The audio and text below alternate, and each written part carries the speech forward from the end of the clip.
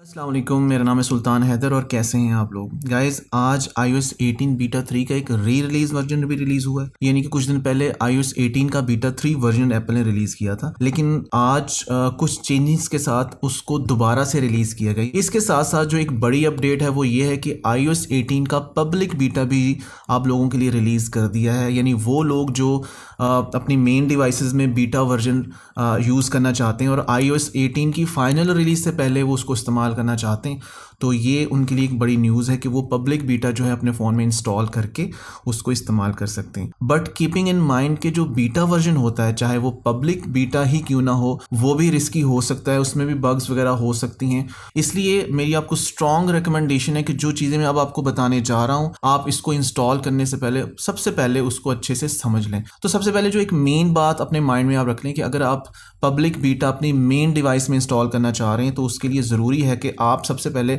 iCloud में जाके अपना जो बैकअप है आप उसको क्रिएट कर लें। बैकअप बनाने का फ़ायदा ये है कि अगर आपको इंस्टॉलेशन के दौरान किसी किस्म का कोई एरर आ जाता है और आपकी इंस्टॉलेशन बीच में रुक जाती है, तो आपका जो डाटा होता है वो सेव होता है। यानी आप डिवाइस को रिस्टोर करने के बाद अपना डाटा जो है वो iCloud से दोबारा से रिस्टोर कर सकते हैं। और अगर आपने iCloud की स्टोरेज परचेज नहीं की हुई तो आप iTunes के जरिए अपने पीसी या लैपटॉप में भी वो बैकअप रख सकते हैं। वैसे स्टोरेज कैसे बाय करनी, मैंने इसके ऊपर एक वीडियो बनाया है, यहाँ पे आई बटन में वो लिंक दे दूंगा, आप वो वीडियो जरूर देखिएगा। बहुत सिंपल स्टेप्स हैं जिससे आप iCloud की स्टोरेज को परचेज कर सकते हैं। सो बैकअप बनाने के बाद अगला जो मेन पॉइंट है वो ये है कि आपके फोन में प्रॉपर स्टोरेज होनी चाहिए। यानी आपकी आईफोन स्टोरेज के अंदर एटलीस्ट 10 से 15 GB जो स्टोरेज है वो फ्री होनी चाहिए अगर आपने इंस्टॉलेशन करनी है, क्योंकि इसकी मेन फाइल्स यानी iOS 17 से जब आप पब्लिक बीटा वर्जन इंस्टॉल करेंगे तो 6-7-8 GB की इसकी फाइल है iOS 18 पब्लिक बीटा 1 की। सो उसके लिए आपके पास इतनी स्टोरेज यानी 10 से 15 GB स्टोरेज एक्स्ट्रा होनी चाहिए आपकी डिवाइस में।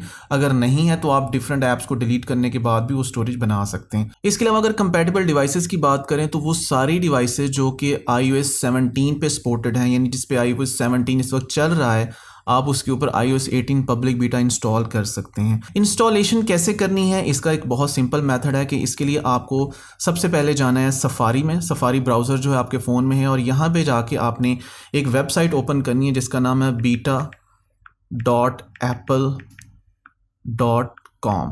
वेबसाइट ओपन होने के बाद आपके सामने कुछ इस तरह का ओवरव्यू आ जाएगा जहां से आपने साइन अप के ऊपर क्लिक कर देना है और साइन अप पे क्लिक करने के बाद वो आपसे आपका iCloud ID मांगेगा। आपने अपना iCloud ID यहाँ पे लॉगिन करना है, तो मैं इसको लॉगिन कर लेता हूँ। लें जी, पासवर्ड हमने दे दिया और उसके बाद कुछ इस तरह का मेन्यू आपके सामने आ जाएगा जहाँ पे आपने एग्री करना है। तो लॉगिन करने के बाद ये कुछ गाइडलाइन आपके सामने आ रही है बीटा वर्जन से रिलेटेड, और यहाँ पे हमारे पास iOS, iPad OS और Mac OS और tvOS डिफरेंट ऑप्शन जो हैं, जो डिफरेंट पब्लिक बीटाज इनके रिलीज हुए हैं उनके बारे में सारी गाइडलाइंस हैं। और ये वही गाइडलाइंस हैं जो मैंने आपको पहले भी बताई हैं कि आपने अपना बैकअप बना लेना है। इसके अलावा आपके फ़ोन में प्रॉपर स्टोरेज होनी चाहिए और उसके बाद फिर आपने सिंपली ये लॉगिन करने के बाद आपने सेटिंग ऐप में जाना है और यहाँ से आपने जनरल में जाना है और जनरल से आपने सॉफ्टवेयर अपडेट के अंदर जाना है और यहाँ पे आपके पास जो बीटा सॉफ्टवेयर्स के जो मेन्यूज़ हैं वो ओपन हो जाएंगे। सो गाइस, सबसे पहले तो iOS 18 बीटा 3 का जो एक री रिलीज वर्जन है वो आपके सामने आ रहा है।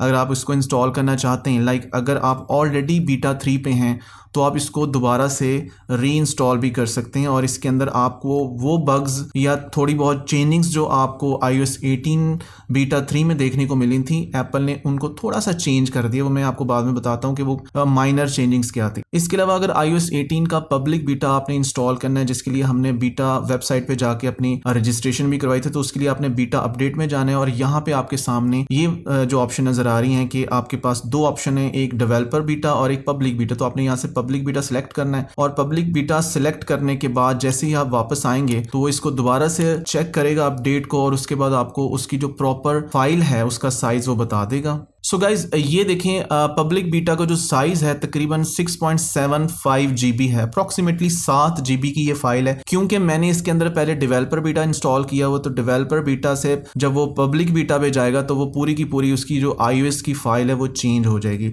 इसी तरह वो दोस्त जो कि iOS 17 इस्तेमाल कर रहे हैं वो जब iOS 17 से iOS 18 के पब्लिक बीटा 1 पे जाएंगे या डेवलपर बीटा 3 पे जाएंगे तो उनको भी इतना ही जो साइज़ है वो देखने को मिलेगा। बाकी ये वाला जो साइज़ है थोड़ा सा वेरी कर सकता है, चेंज हो सकता है अकॉर्डिंग टू योर डिवाइस। अगर आपके पास iPhone XS है या लाइक 11 की सीरीज़ है तो मे बी ये वाला साइज़ जो है वो छोटा होगा। मेरे पास इस वक्त आईफोन 13 प्रो मैक्स है, तो 13 प्रो मैक्स में ये वाला जो साइज़ है तकरीबन 6.7 GB आ रहा है। तो इसके लिए ज़रूरी है कि आपके जो नेटवर्क है वाईफाई उसकी स्पीड अच्छी हो, और अगर स्पीड अच्छी होगी तो ये जल्दी से डाउनलोड होकर इंस्टॉल हो जाएगा। सो गाइज यहाँ पे मैं आपको iOS 18 पब्लिक बीटा के कुछ मेन फीचर्स बता दूं जो कि ऑलमोस्ट वही हैं जो आपको बीटा वर्जन जो है 3 डेवलपर बीटा में देखने को मिलते हैं। यानी कि आपका जो होम स्क्रीन है, आपका जो लॉक स्क्रीन है, उसके अंदर डिफरेंट चेंजिंग्स आपको देखने को मिल रही हैं। आप इसको कस्टमाइज़ कर सकते हैं अपने लॉक स्क्रीन को। और यहाँ पे आपको कुछ जो बग्स देखने को मिल रही थी आपकी जो टिंटेड आइकॉन्स के अंदर थी, वो आप यहाँ पे अब वो प्रॉपर एप्पल ने उसको फिक्स कर दिया है। यानी कि आप जिस भी कलर में इसको लेके जाना चाहते हैं तो उसका जो ट्रू एक कलर है वो यहाँ पे आपको नज़र आ रहा है। इसके अलावा आप डार्क मोड में और लाइट मोड में प्रॉपर्ली इसको शिफ्ट कर सकते हैं। और अगर आइकॉन को बड़ा करना चाहते हैं जो कि विदाउट लेबल्स आते हैं, आप इस तरह से भी इसको कर सकते हैं। बट मुझे ये वाला जो ओवरव्यू है ज़्यादा पसंद है। आप अपने होम स्क्रीन के वॉलपेपर को डिम और थोड़ा सा ब्राइट भी कर सकते हैं, जिस तरह ये इस वक्त ब्राइट है, और इसको डिम भी कर सकते हैं। सो इसके अलावा कुछ और भी चेंजिंग्स हैं जो कि अभी मैंने आपको बताया था कि बीटा 3 जो एप्पल ने रिलीज़ किया था अभी कुछ टाइम पहले, उसमें ये जो आइकॉन थे ये थोड़े से पॉपअप कर दिए थे, थोड़े से बोल्ड कर दिए थे, और एक पेज के ऊपर ज़्यादा आइकॉन आ रहे थे, यानी ज़्यादा इमोजीज आ रहे थे। बट अभी जो एप्पल ने बीटा 3 का जो री रिलीज़ वर्जन दिया है उसके अंदर बेसिकली बिल्कुल वैसे ही है जैसे पहले हमें आइकॉन नज़र आते हैं। यानी जिस तरह से ये देख रहे हैं आप, यही वाले जो आइकॉन्स हैं इसी तरीके से एप्पल ने उसको, यानी कि एक पेज के ऊपर ज़्यादा आइकॉन और थोड़ा सा मतलब छोटा साइज़ जो आपको देखने को मिलेगा। तो ये एप्पल ने पहले इसमें चेंज किया, तो दोबारा से किसी वजह से एप्पल ने उसको दोबारा से ओल्ड वर्जन में ही इसको दोबारा से रिलीज़ किया। और मुझे बाय द वे ये वाला जो स्टाइल है ये ज़्यादा पसंद है कि आपके पास एक पेज के ऊपर ज़्यादा तादाद है आपके पास इमोजीज़ की, और आप ज़्यादा चॉइस कर सकते हैं रादर दैन आपको स्क्रॉल करना पड़े और आप आगे से नए वाले इमोजीज़ को लेके आएँ। इसके अलावा कुछ बग फिक्सेस हैं, जैसे कि ऐप स्टोर क्रैश कर रहा था और ऐप यहाँ पे प्रॉपर वो ग्लिच था वो ठीक हो गया है।